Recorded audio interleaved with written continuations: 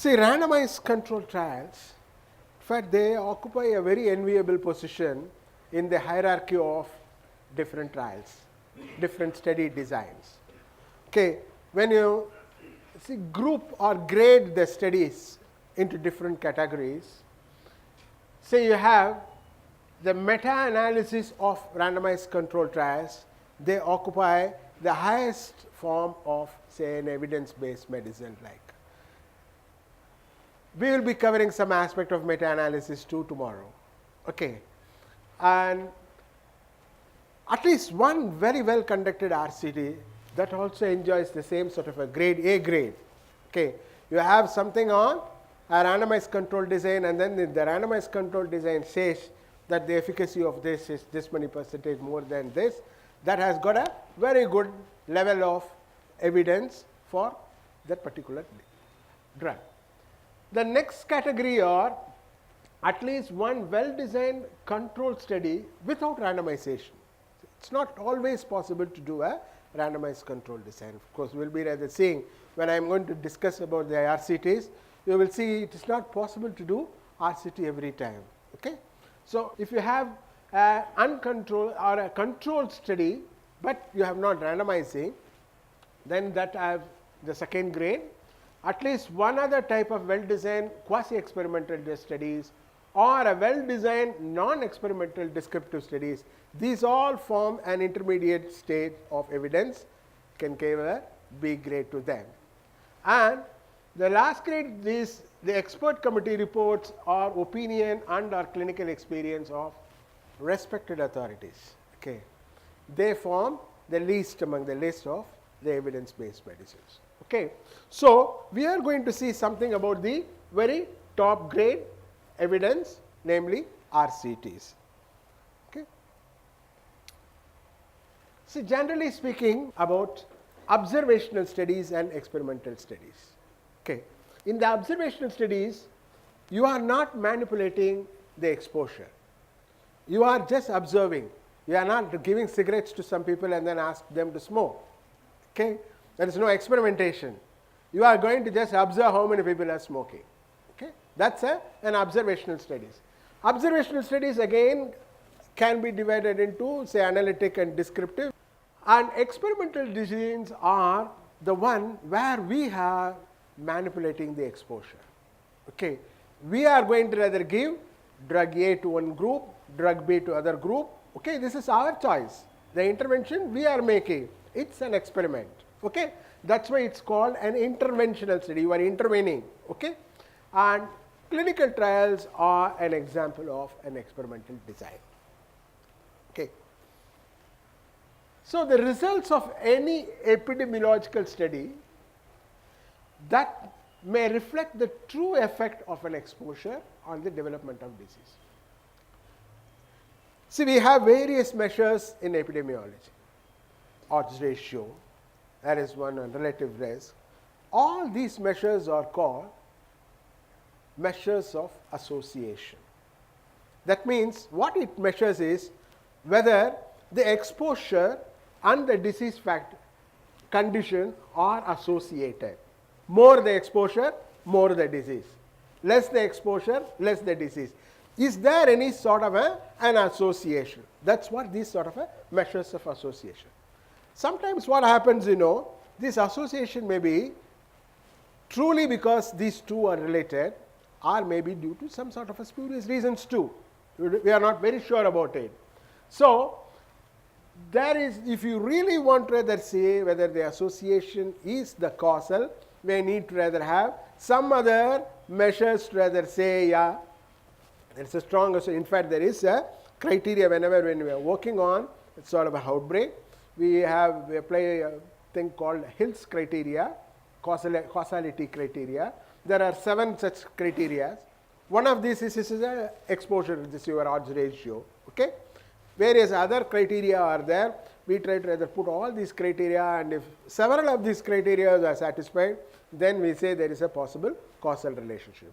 Otherwise, this sort of an association, there can be several spurious associations. Okay? The export of steel and the incidence of mental disease may be highly associated. You can't rather say whether the export of steel has got any relationship with either it has caused mental illness, we can't rather say. But when you really do an association, there may be a very large association. Just by chance that this also has increased, this also has increased. Okay? Both of them have increased. So when you do a association, you may find there is a very positive correlation among them. But each one may not rather cause the other. Now, there are three possibilities of this association which we have to rule out. One is that association due to chance. By chance we have found they are highly associated. Okay, you have to rule out chance. The second one is there any bias? Bias can completely give a totally different picture, and so you have got to be extremely careful in handling bias. Okay, are there any confounders? Okay, see, confounders to a certain extent you can handle at the stage of denial analysis also. See, there are certain analytical methods which take care of confounders, but bias you have got to be careful at the study design stage itself. Okay, there are things which are very, very difficult to handle once you already have a data. Confounders, at least when you have a data, you can manipulate, you can do some sort of an analysis to control for those confounders. So these three elements may play an important role in giving you a sort of a spurious association. You will have to rule out. Okay. Now, let's rather talk about bias in epidemiological studies. Bias, as we have all seen, this is a systematic error. That's, in other words, it's a non-random error that introduces distortion in the estimates or results. There are several biases, the important one being the selection bias, information bias, the confounding bias. There are several biases because there are many types of biases are there. The most important thing are the selection bias and the information bias. Okay. What is the advantage of a randomized control design? The randomized control design, it is a methodologic standard of excellence for scientific experiment, and in fact in the Lancet quotation, RCT has probably contributed more than any single scientific discovery to the improvement in medical care. So that is the importance that has been given to RCT. What does it does is one of them, say, their main scientific advances in the methods of clinical research in the 20th century. See, these are all the praises of RCT slide. RCT is considered as the gold standard for demonstrating therapeutic efficacy for a pharmaceutical agent, and the efficacy is not transferable from one goal to another. Okay, see here, there is a saying in Tamil, Talaveli poga Tirugaveli vandadu. You take tablet for one thing and you get into some other aspect. See, this takes care of that also in RCTs because the side effects, toxin, all those things are considered for that. So now let's see what exactly is the RCT. We talked about this bias and things and all. One of the main positive aspect of RCT is the RCT controls the selection bias. Selection bias is minimal in an RCT trial design. Okay.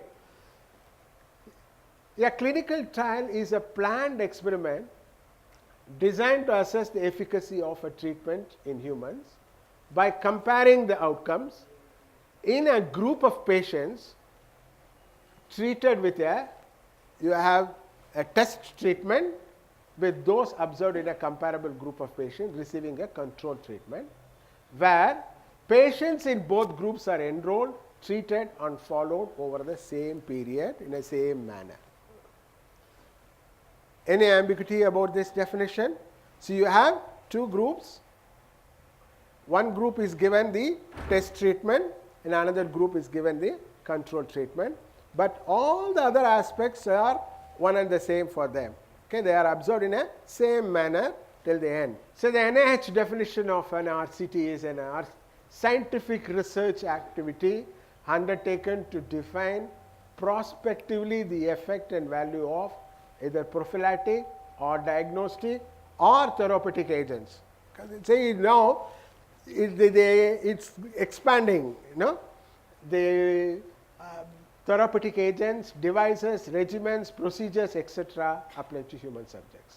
So it is essential that the study be prospective and that the intervention of some sort occur. Two aspects are covered here. The study is prospective. Okay?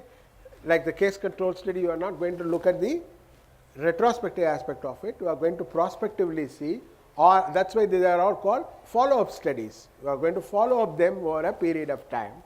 And there is some sort of an intervention. There is no intervention, then it becomes an observational study, a cohort study. Because there is an intervention, it is an RCT. Okay?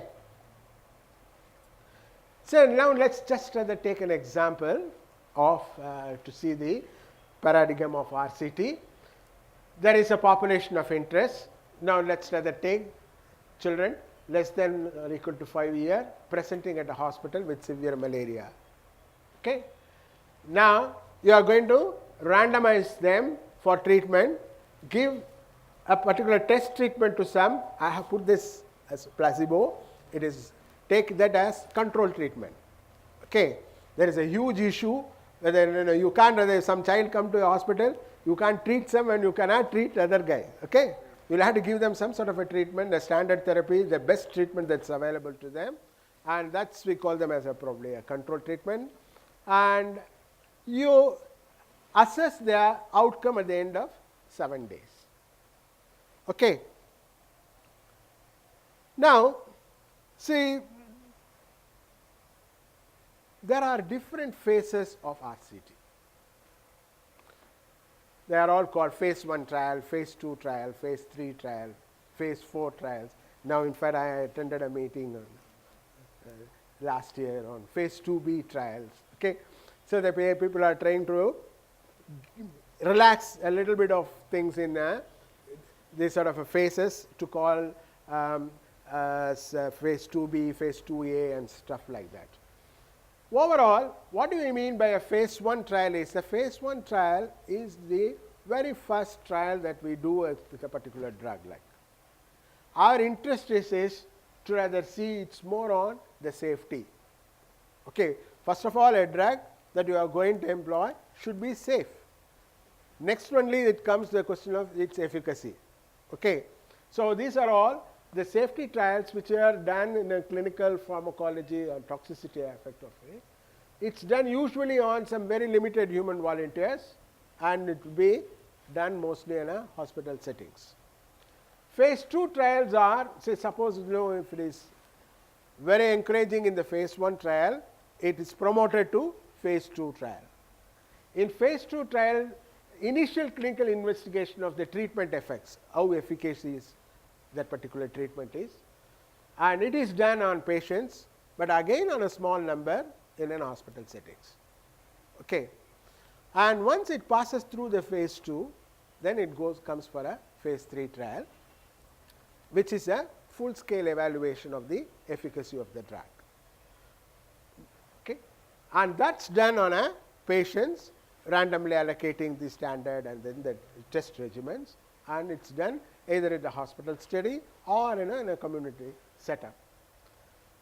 This is the usual phase 3 trial, or the one which are getting reported to the various journals and considered as an RCT. Okay. Phase 4 trials are post marketing surveillance. So if some drug is efficacious in phase 3, then the licensing authorities and things and all, they give licensing for manufacturing it and marketing it. Once it is in the market, then on the after marketing they do a phase 4 trial to see whether